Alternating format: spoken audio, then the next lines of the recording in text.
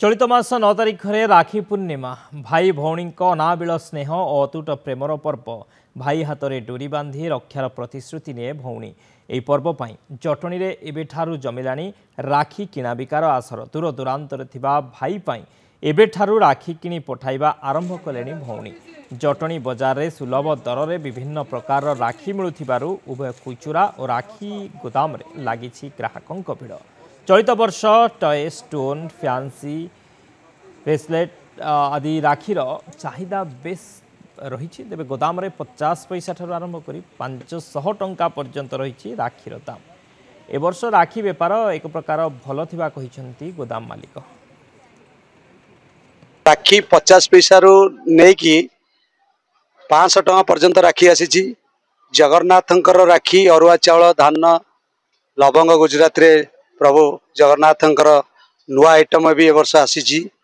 ए वर्ष राजकोट रु स्टोन जो कि एडी स्टोन झलमल देखा जीव से स्टोन भी आसी। ग्राहक मानकर बहुत चाहिदा एडी स्टोन सी भी आसी। कलकत्ता रु फैंसी राखी आसी। मुंबई रु ब्रेसलेट आसी। आमर बॉम्बे रु आसी। पिलांकर टेडी आइटम सब बॉम्बे रु आसी। चाहो ए वर्ष ग्राहक मान को बिक्री करबा पाई सुआइला वाला रेट भी अच्छी।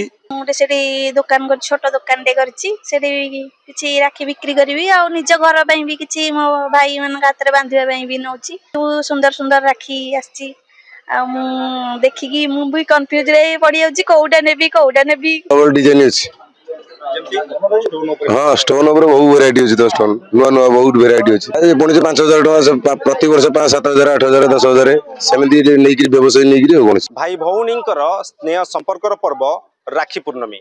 भौणी अपेक्षा करिथाए एही दिन को केबे आसीबो राखी पूर्णमी एवं निज पसंदर राखीटी को किणी भाई हाथ में बांधिबो भौणी। आमे अछु जटनी मिनी कोलकाता कहले अतृप्ति हेबो नहीं।